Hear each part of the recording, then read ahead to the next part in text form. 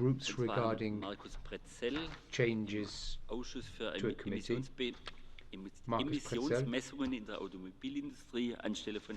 will be replacing Mr. Georg Mayer in the Special Committee on the Automobile Industry.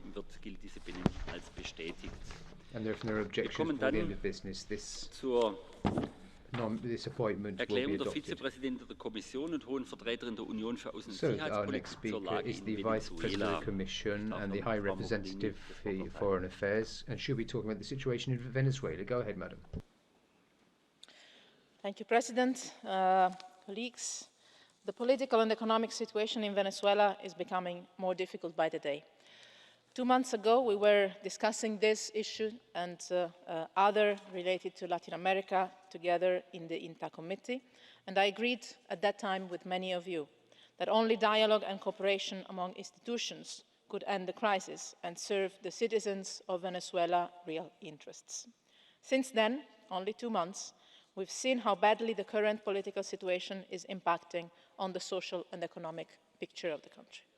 Venezuela is a country with rich human and natural resources. It has the potential to be among the leading nations in Latin America.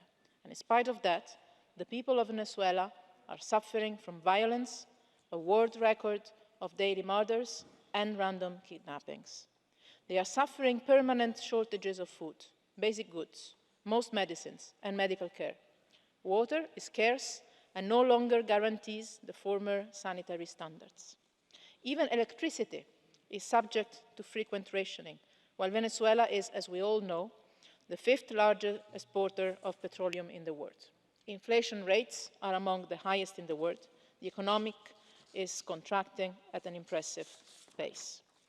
Beyond the economic situation, we are all aware, and I know how this is important for this chamber, of the restrictions on civic liberties, the media situation, the situation of many of the opposition leaders, some of them in prison, awaiting a trial.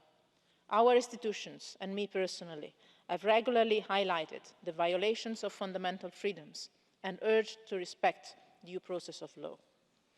A country faced with so many challenges needs, first and foremost, functioning institutions at the service of their people.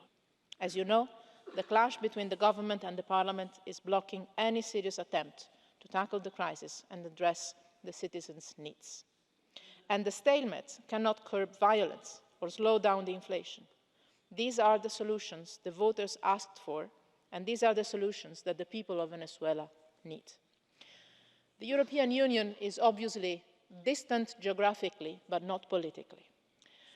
We are not a distant observer. On the contrary, hundreds of thousands of Venezuelans hold a European passport as dual nationals. Many European companies which have invested in the country, generating jobs and growth, although they struggle to hold on in the current situation, are there. Many are owed large debts by the state.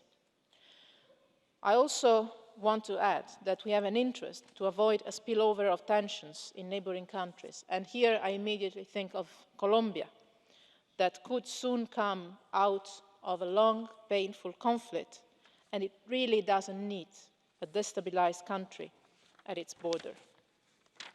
So the question is how we can help Venezuela and its citizens. The European Parliament's 3 resolutions adopted since spring last year, the year before, 2014, emphasised that the crisis can only be overcome by peaceful and constructive dialogue in full respect of human rights and the Venezuelan constitution. This is not about interfering in Venezuela's domestic affairs.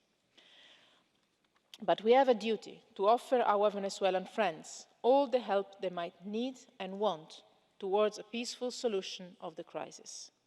We do so as friends who want to see Venezuela thrive again.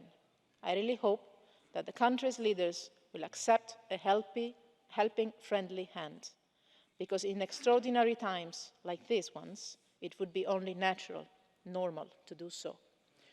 We have been discussing the situation in the country with many international and regional partners, from the UN to the Organization of American States to UNASUR, with neighbouring countries, with the Vatican diplomacy. And the message we are all passing is that both the government and the parliament should move towards a more cooperative attitude.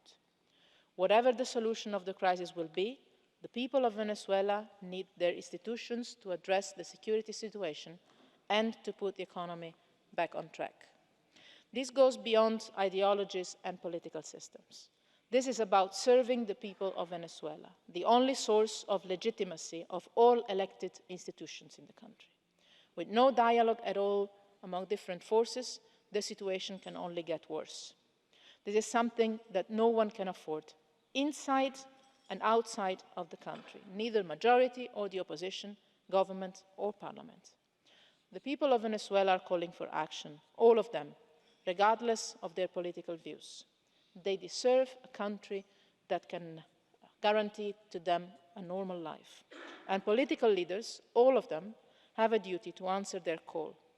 We, on the level of the European Union, are always ready to support, and I'm sure that this Parliament will support our efforts in this respect.